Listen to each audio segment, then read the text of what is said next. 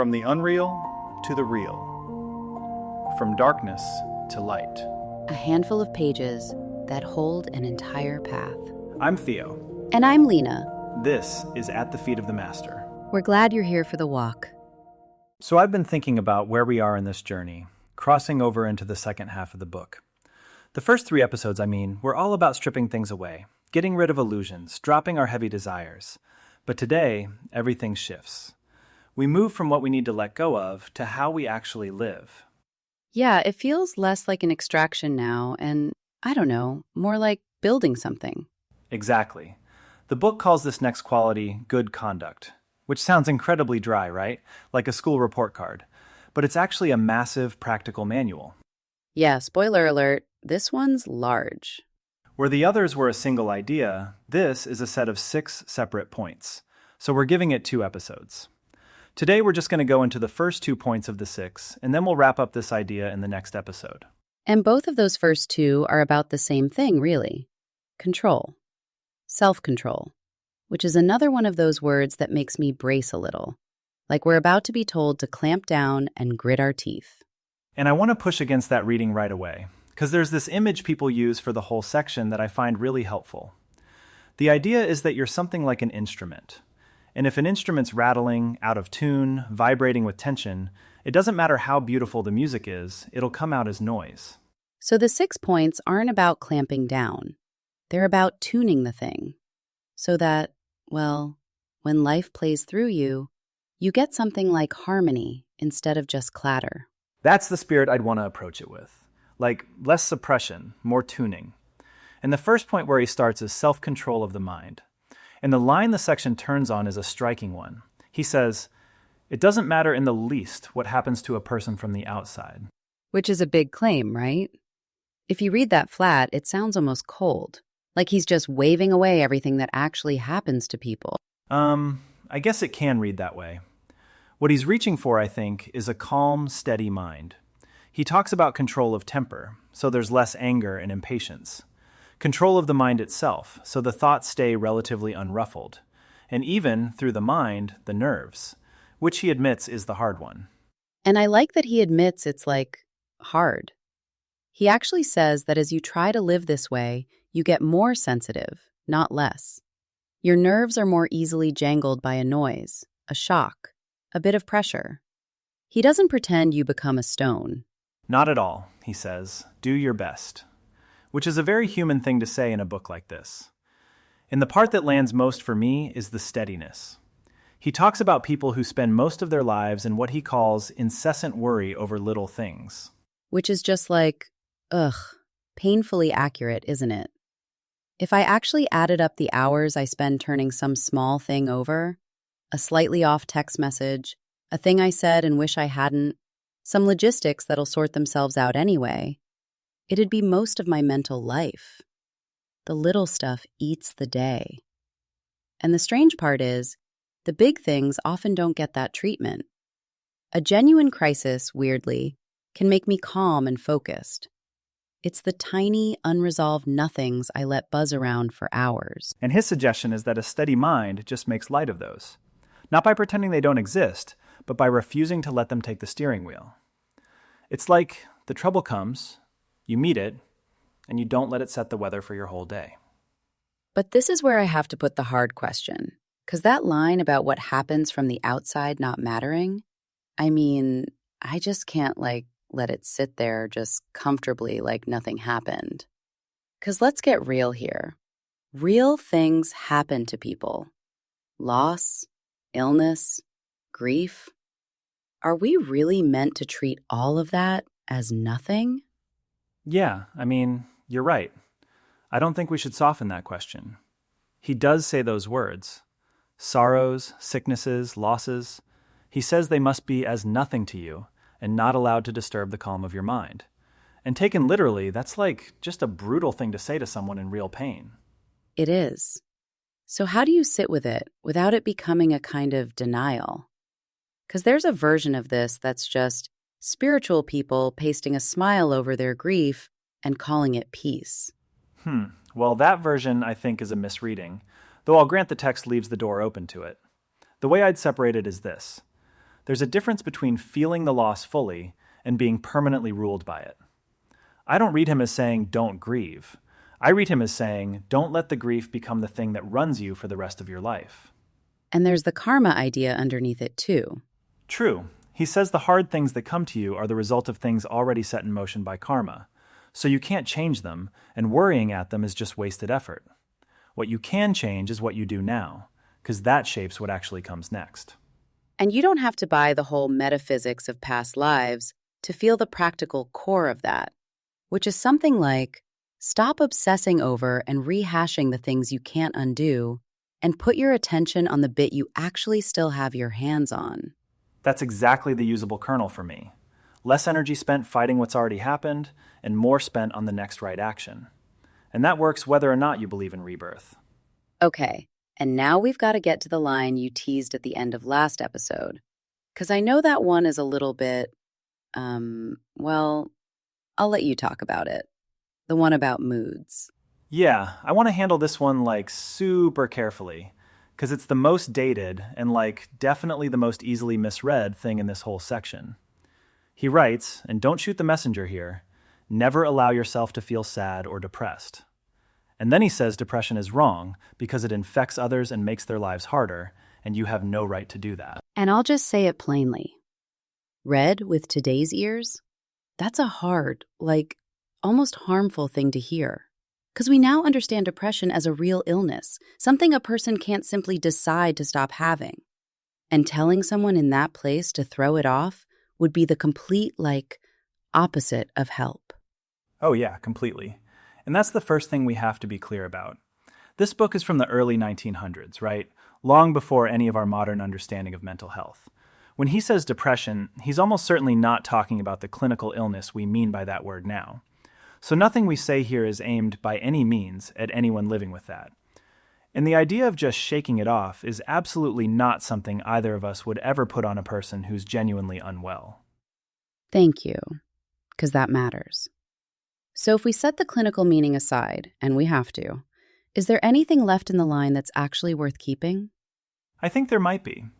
If we read differently, and more as being about ordinary low moods, which is probably how that word was used at the time, it's the everyday gloom and self-pity and sourness we can all sink into on a given day. And his observation there is that moods are contagious. The mood you carry into a room changes the room. The people around you breathe it in. And that part I do recognize, if I'm being honest here. On both the good and bad mood sides. The way one person's foul mood can quietly poison a whole dinner or a whole office without a single word being said about it, right? Everyone just goes a bit careful and flat. And the small, slightly uncomfortable responsibility in that is that my bad day isn't only mine, right? It leaks out onto the people nearest to me. And it's usually the ones I'd want to hurt least. Yep, that's the kernel I'd keep. I don't see it as a command to never feel low, which is just impossible and unkind. For me, it's more an awareness that what I radiate has an effect on people I love, and a gentle care about not just dumping it on them by default. There's a world of difference between feeling a hard feeling and weaponizing it onto the nearest person. That turns it into something way more human. It's not just burying your head in the sand. You're allowed to have a bad day. You just don't have to spread it around. That's the takeaway for me. And he follows it with much gentler instructions, which I think reveal what he's really after. He says, don't let your mind just wander aimlessly. Whatever you're doing, put your attention on it so it's done well. And keep good thoughts in the background and ready. And there's that lovely small practice in there too, where he says, use your thought each day for something good. Think of someone you know who's struggling, and just deliberately send them a warm, kind thought. Which is such a simple and beautiful and undramatic thing. It is. And then he closes the first point on pride, which surprised me as a placement. He says, hold yourself back from pride, because pride comes from not seeing clearly. The person who doesn't know thinks they are the ones who did the great thing.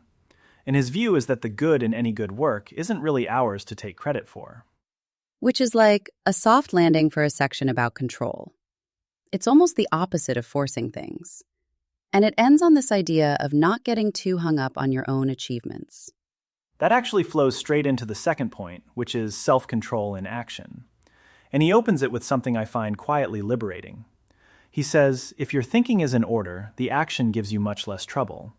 So the behavior tends to follow the inner state. So you don't just grit your teeth and try to be good. You fix your inner weather, and the actions sort of take care of themselves. I actually really like that approach. It's a lot gentler than I thought it would be. It is. But then he's clear that the inner work has to actually show up as action. He says thought has to result in something. No laziness, his words, just steady, useful activity. So this isn't a quietist, sit-on-a-cushion teaching. It wants you doing things out there in the world. But then he adds a limit on that, which feels very familiar from last episode, actually. Do your own work, not someone else's. Right, he says leave each person to do their own work in their own way. Offer help where it's genuinely wanted, but don't interfere. Mind your own business, basically. Which is almost word for word the non-interference we sat with last time, now pointed at how we act rather than how we want. And then comes the one that actually made me laugh a little, because it's so pointed. The bit about not abandoning your ordinary duties. Yes, this is my favorite turn in the whole section. Because you might expect a spiritual book to tell you to rise above the dishes and the day job and the family logistics and all the mundane stuff in favor of higher things. And then he just does, the exact opposite. He really does. He says, don't drop your ordinary duties for the sake of higher work. Until those are done, you're not even free for the other kind of service. And the line that gets me is, you must do ordinary work better than others, not worse. Which closes off the most popular escape hatch there is. The person who neglects the actual people and responsibilities in front of them while telling themselves they're busy with something more important and more spiritual. Oh yeah, I know that story. The grand project as a way of avoiding the unglamorous thing you actually owe someone. The half-written masterpiece, while the people at home are quietly carrying everything. He's saying, no, the dishes are the spiritual work. The way you do the ordinary thing is the test. And there's something almost relieving in that, actually. You don't have to go find some special holy task. The one in front of you, done properly and with care, already counts. It's just usually somehow less flattering than the one we'd rather be doing. And he even guards the edges of it. He says, don't go taking on new outside duties, but the ones you've genuinely already taken on, fulfill them properly. And he distinguishes real duties, the ones you actually recognize as yours, from imaginary ones that other people try to load onto you. Which is a surprisingly modern bit of boundary drawing, actually. Do the real obligations excellently. Don't collapse under the invented ones that aren't truly yours to carry. 'Cause that's its own kind of trap, isn't it? You can bury yourself in everyone else's expectations and call it duty, when really, it's just an inability to say no. He's drawing a clean line between what you've genuinely taken on and what's simply been piled on you. Yeah, so put the 2 points together and the shape of it is clear. Steady the inner weather, the mind, the temper, the moods, and then let that steadiness flow out as action. Doing your own real work well, and not running from the ordinary in the name of the lofty. And when you look at it that way, it stops sounding like clamping down at all. It sounds like becoming someone who's actually reliable. Steady on the inside, and quietly excellent at the plain things on the outside. Now that's the instrument coming into tune, I think. Not silenced, not rigid, just no longer rattling so much that the music can't come through. So maybe the thing to try this week is small, as usual. Catch yourself in the incessant worry over a little thing, and just notice how much room it's taking up. And then, separately, pick one ordinary, boring duty. The one you're most tempted to half do, and do it as if it genuinely mattered, even just once, and see how it feels. And maybe just one other thing to just keep in mind. Notice the mood you carry into a room. Not to judge it, but just to see whether you'd want to hand it to the people there. I think that's a good place to wrap it up for today. And if this kind of thing speaks to you, our show is part of a growing family of shows over at Pillar 5 Media. Different hosts, different books, all of us trying to take something deep and make it feel a bit more like a conversation with a friend. You'll find all the shows at pillar5media.com. And that's pillar, then the number 5, as a numeral, media.com. Next time, we finish good conduct with the other 4 points, all about how we meet other people. Tolerance, cheerfulness, doing one thing at a time, and a kind of deep confidence. It moves from the weather inside to the world outside. And there's some genuinely tender material in there, so I'm looking forward to it. Same here. And until then, as always, take care of yourselves, and we'll see you in the next one.